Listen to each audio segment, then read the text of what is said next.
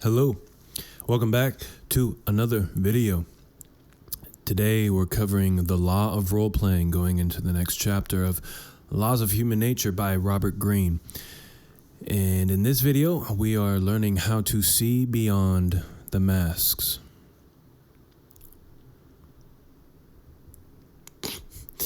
The theater of everyday life. Robert Greene opens the third chapter with a simple but unsettling claim. People are always performing.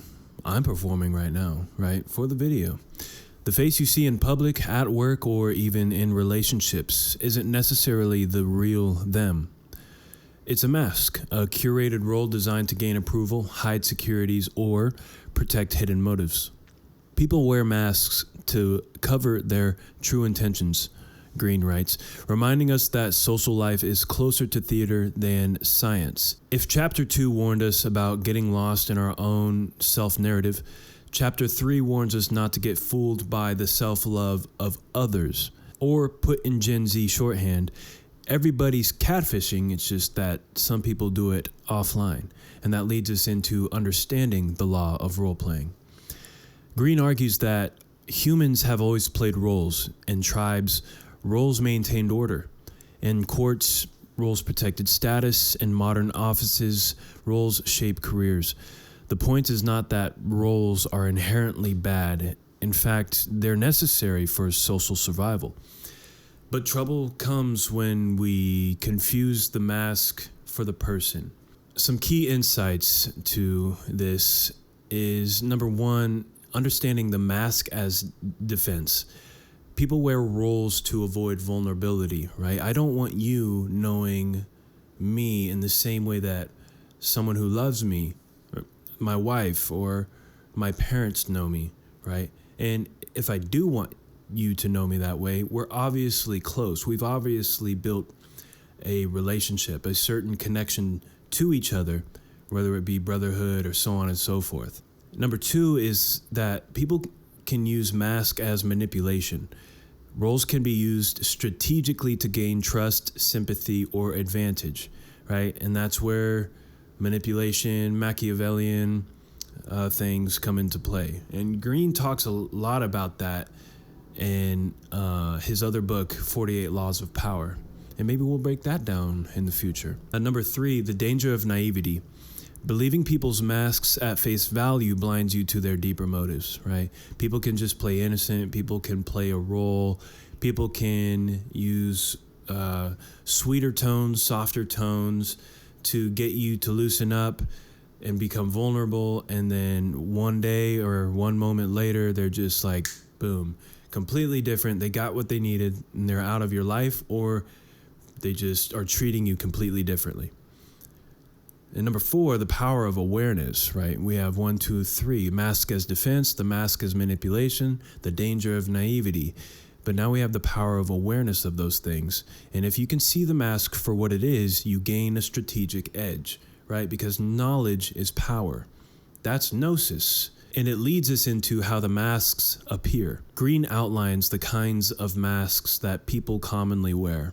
The saintly mask, projecting virtue to cover ambition.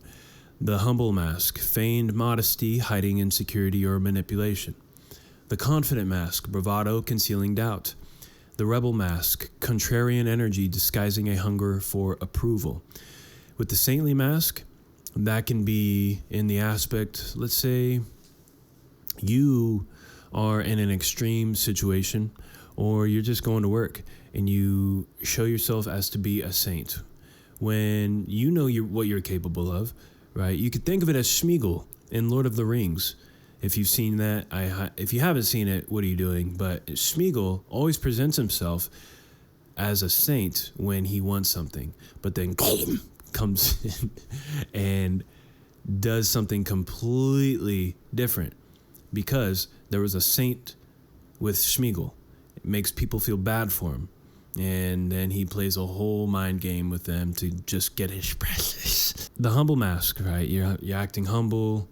I'm honestly the greatest YouTuber there is. So, and I mean that humbly, right? But honestly, there's nobody that comes close to being as good as me. I'm just kidding, right? that was the opposite of a humble mask. You're feigning modesty because you might be hiding insecurity, or you might be manipulating. And that sounds on one hand like, well, what do you mean? I'm just being humble because I'm humble. That's okay, right? It's okay to be humble. And manipulation could be the sense of you're acting humble in terms like Art of War, Sun Tzu, right? In the Art of War, Sun Tzu says, when you feel strong, appear weak. And when you feel weak, appear strong. And yes, it's a mind game, but you're manipulating for the sake of your own good in that sense. Because if you're strong and you appear weak, then if somebody comes at you, you have manipulated them and they've played their hand, but you did nothing wrong. You were acting humble, and that's that. The confident mask, bravado, concealing doubt, right? Act strong when you're actually weak. Let's say you're having you have a stomach ache, but you're in the military and you're acting tough because you don't want people to see your weakness, because in the military, people can have a field day making fun of you in a brotherly way if you show any weakness. The rebel mask, contrarian energy disguising a hunger for approval. That would be the fact that people in the streets wanting to rebel, they don't feel heard. They don't feel like they have any power in their lives. Why? I don't know. But deep down inside, we have a spark. And that spark, being aware of that spark, allows us to be aware of the actual power we have.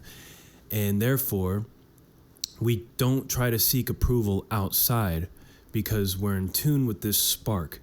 And this spark speaks to us and teaches us how to think of the last video, right? The law of narcissism. You stay in your lane. Stay in your lane and do what you're good at. And you have that competence. And so you don't want to go and just burn and riot because other people are doing it and you're feeding off of their emotion and feeling validated because you're not the only one who feels powerless. Basically, the rules and all these roles are filters, carefully chosen to show only what people want others to see. And you know how everyone's authentic self, so to speak, on TikTok still has a ring light? Same principle. Speaking of which, I got to turn my ring light on. Okay, and now that my ring light's on to modern examples of role-playing. Number one, again, we're going to keep tackling this topic, politics. Politicians smile warmly on campaign trails while cutting deals in back rooms. Their mask is the man or woman of the people, but their motive may be power, compromise, or ambition. I think we're all pretty aware of politicians not really actually being who they say they are. And that takes a deep level of psychology to be able to do. And what I mean by that is that you really have to understand the depth of power play that goes into politics. It is, every day is a game of chess for them, right? And a really good show I recommend. Unfortunately, the main character is said to have had some sexual assault allegations towards him in the past, right? But for the sake of understanding how politics actually work, the show tackles it perfectly, is the show House of Cards. It's not for kids, so don't try and watch it around children, but it's kind of terrifying in the sense of showing us it's a political thriller. It's deeply rooted in the same Machiavellian narrative that the 48 laws of power come from. And that leads us to corporate life. Colleagues project confidence while quietly Googling jargon after hours. Their mask says expert, but their reality says help me. And I think that is kind of goes everywhere. But the goal should be for us to attain knowledge to the point to where we can just pull it up in our brain. And of course, you forget useless knowledge all the time. But when it comes to remembering what you're reading, if you're reading a book, it obviously means something to you. And what I like to do is read the book, but write down and collect what stands out to me. I write in my book as like little notes, little side notes off to the side, or just underline or highlight specific areas. And this is important because this takes you away from being uncertain in aspects like your job, and you're uncertain about something, so you Google it, to being certain, and being certain enough to move forward, and being certain enough to understand that it's okay to not know everything. Leading us to social media. Something with social media, it's like keeping up with the Joneses constantly, though, for your brain. And it makes me think, why do we have so many images going in our head, right? Let me get back on topic. Instagram feeds are curated masks, highlights without the bloopers. Behind the wellness coach's beach yoga might be debt, stress, or insecurity. And that's what I mean about keeping up with the Joneses. You have no idea what this person is going through. And all they're doing is posting their perfect little life. And it's really not that perfect. Nobody is. Nobody's life on Instagram, on any social media platform, is perfect. And if they're portraying themselves as that, then you should question. You should question yourself. And the reason I'm saying question is because we need to be sure that we're not comparing ourselves to other people in a fake reality who's wearing a mask. A little humble brag, if you will. I've had social media in, I think, about a year, almost a year or so. And it's been one of the most freeing things. No Facebook, no Instagram, nothing. And let me tell you, it is phenomenally freeing because I've been able, along with my wife, to see life for the reality that it is. And that leads us into relationships. On dates, people often role play the ideal partner. You just meet someone, right? And they act like, oh, wow, okay, so pretty cool. But only time reveals whether that mask drops or hardens. And you can really think about that in the sense of the honeymoon phase, right? Everybody knows the honeymoon phase. It's like you run out of that that fuel and that lust fuel, or they really weren't, you could tell they were wearing a mask eventually, right? And it's just out of nowhere, you're just, all right, this is not it. And then you hit some bumps in the road, or inevitably you're going to hit bumps in the road. But it depends on what you're looking for in relationships. And if you have masks and you both agree to take them off, and if you don't like what you see, you got to be honest with each other. But if you like what you see, but there's just bumps, you just work it out. Have self-respect and have all of these things in mind because you're aware of them. And that brings us into navigating masks with clarity. Robert Greene's advice isn't to rip off masks aggressively, that just provokes resistance, but to read them carefully. Watch incongruities. If the words and body language don't match, the mask is slipping. Test lightly. Ask subtle questions that push past surface level responses. Note overcompensation. The louder someone proclaims a quality, the more likely they're masking the opposite. Keep your own mask. Greene advises wearing a role strategically as well. Authenticity doesn't mean raw exposure. It means choosing your mask consciously rather than unconsciously. You are watching for incongruities right now in me, if you're watching the video, or you might just be hearing it in my voice if I'm not being authentic. But this goes with your coworkers, your family, your siblings, etc. Test lightly, right? Ask subtle questions. Don't be like, you're being a fake. Unless you're tired of it and they deserve it, then go for it. But test lightly, right? Just ask, what do you think about this? Like, if you are aware of something and you see it in them, ask them slightly about it. Not even about them, but be like, what do you think about people talking over other people? Like, how does that, what is that all about? You know, act oblivious because you're wearing a mask. You're wearing a mask because you don't want to be wrong, in the sense, because you don't want to have the person assume that you're assuming that you have the answer about them without knowing them. So you're trying to get to know them a little more. So ask a subtle question that goes a little bit past surface level. And it can be any question. The question I used was just a hypothesis. And then note overcompensation, right? The louder someone proclaims a quality, the more likely they're masking the opposite. And when I say this, I am talking about my past self. I used to be real bad about, I'd read a book, I'd come up with some knowledge, and then I'd go and like spew it to all my friends. I just would like word vomit on them. And it's like a word salad or something. But I wouldn't understand. It would register in my head, but I wouldn't fully understand what I was being told. But they would see what's actually happening in my life versus what I'm talking about. So therefore, it created this disconnect, and no longer friends. And that's okay. Those are learning experiences. I wish nothing but the best for the people that have come along in my life, because in one way, shape, or form, we learn something from another, I hope. And keep your own mask, right?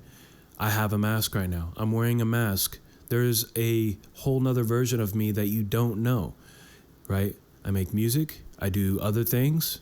If you go and listen to my music, you will get an entirely different mask of Jalen Fields. That's fine. But my YouTube mask is just speaking into this mic, looking into this camera, and hoping to spread some knowledge. And a translation for modern day is life is basically the game Among Us. And it's a pretty popular game in Gen Z, but everyone's sus until proven otherwise, right? I won't go into the game Among Us. Just know that it's ruined some friendships. And now moving forward with confidence. Masks aren't going away. In fact, in uncertain environments, unstable economies, shifting workplaces, unpredictable politics, role-playing intensifies because people feel more vulnerable. The way to move forward isn't paranoia, but confidence. Here's some tools to use. Assume masks are normal. Don't be shocked when people perform. Just expect it, right? If you see someone and you're like, okay, why are they acting like that? Because there's no way that's actually them. Just expect it, right? Because you don't know what they've gone through. You don't know what they're hiding. And maybe there's a wound that they don't even know about. And when I say wound, I mean maybe some childhood trauma or something they shoved down far, far down that they're not really consciously aware of quite yet. Or they are consciously aware of, but they just know that if they think about that or feel that, it's going to bring a type of revelation that brings a ego death, if you will. And that brings us to the next tool. See through, don't attack. See through the mask, don't attack it. Kind of like what I just talked about. Quiet awareness gives you power. Direct confrontation just hardens the mask. If you were to come up to somebody and say, "What are you doing? You are dumb. That's not how we do things. You must have OCD." That person might know that they have OCD. That person also might be doing their best. And then it just is going to harden who they are being in that moment. And it's just going to turn into an unnecessary confrontation. And that's how you go into this next part, using masks strategically, right? Present yourself in ways that earn trust and access without losing touch with your core, right? Don't be a suck up. Just work hard, take ownership. And if you do mess up, even if you get knocked all the way down to the bottom to where you think there's no way you can come back, trust me, you can. You can. It doesn't matter. If it feels like you hit rock bottom and then you hit rock bottom again and then you hit rock bottom again, trust me, the only way out is through. And if you keep moving forward, you will come out stronger and more resilient than you can imagine. And I mean that. The light will never die. Darkness will sometimes a lot of the time try to eclipse your sun, right? Your light. But that light is within you, nowhere else, and you can shine your light on the world.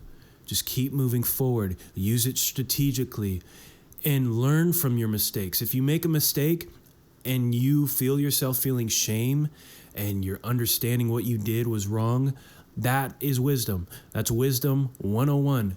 That's the difference between wisdom and knowledge. Knowledge is you getting this video or reading a book and interpreting it, but then having lived through something and gaining access, right? Gaining trust from your superiors. That's wisdom. And then you keep moving forward. And that leads us into anchor and principle. Remember, your principles are your values. So while others are shifting their roles, grounding yourself in values prevents you from drifting into performance-only living. And I know it's hard, especially in today's day and age. But if you delete, I'm not a professional, I'm not trying to tell you what to do. When I deleted my social media, I stopped performing, right? In the sense of to where it was detrimental. And it's hard with music and whatnot because you have to put on this persona sometimes. But even doing so, even deleting my social media and whatnot, I've realized I can still have the mask of Jalen and make music. It's just that when I was on social media, I was trying to mimic the other masks that people were putting on social media because I was seeing that they were getting fame, numbers, the false validation and likes and comments, and probably half of those were paid, right? But who knows? The point is, understand that anchor in principle, understand your values. What do you value? And you might have to step away from the world, the digital world, and realize these are my values. I don't know what your values are, but they will come up when you quiet the mind and you separate yourself. And bringing into conclusion the stage in The Spectator, Robert Greene's law of role-playing reminds us that life is closer to theater than raw transparency. Everybody is acting, even those who swear they aren't. Masks can protect, manipulate, or inspire, but they never are the whole truth. To navigate uncertainty with confidence, we must master two skills: reading the masks of others without naivety, and choosing our own mask with intention. What is your intention? What is your goal? What is your goal in the conversation you're having with your spouse, with your friends, with your brothers? And don't try and think of it like turtles all the way down. And what I mean by turtles all the way down, don't think of it in the sense of I'm having a conversation with my friend.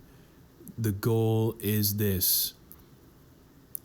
Okay, they just answered that question and we just had 30 seconds of conversation. What's the next goal, right?